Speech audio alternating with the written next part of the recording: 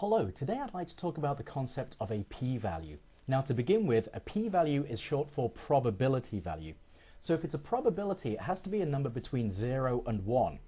For a definition of a p-value, I'm using Hogan-Tannis, and it says the p-value associated with a test is the probability that we obtain the observed value of the test statistic, or a value that is more extreme, in the direction of the alternative hypothesis, calculated when the null hypothesis is true.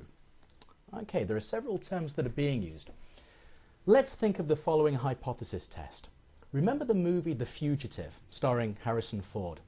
In it, his character, Dr. Richard Kimball, is arrested by the police at the start of the movie. Then he's put on trial for the murder of his wife.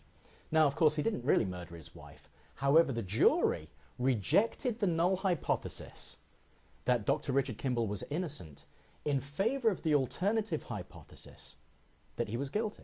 Now, they made a mistake. We call that a type 1 error. It's a type 1 error when you reject the null hypothesis in favor of the alternative hypothesis, even though the null hypothesis was actually true. So what a p-value is doing is assessing the amount of information that we have, so we see whether or not we are going to reject or fail to reject the null hypothesis. So we need to have some kind of a cutoff. If this p-value is going to be less than such and such a level, we call that a significance level, then we'll say, okay, I acknowledge the fact that there's still a chance that I'm making a mistake. There's always going to be a chance that you make a mistake when you do a statistical test, but we want that probability to be low.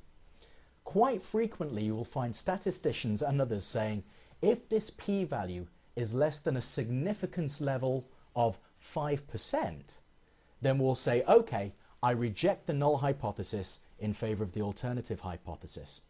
And a lot of times people ask me, well, where do we get this 5% significance level from? Because it's used in many different industries and all around the world. And I think it's probably due to the following quote. This comes from R.A. Fisher from 1926. Keep in mind that Fisher is arguably the greatest statistician who ever lived.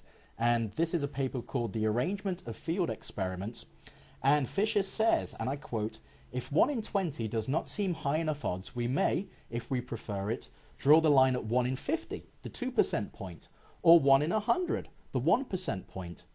Personally, the writer prefers to set a low standard of significance at the 5% point and ignore entirely all results which fail to reach this level."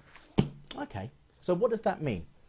That means that we would be rejecting the null hypothesis if the p-value is less than 5%.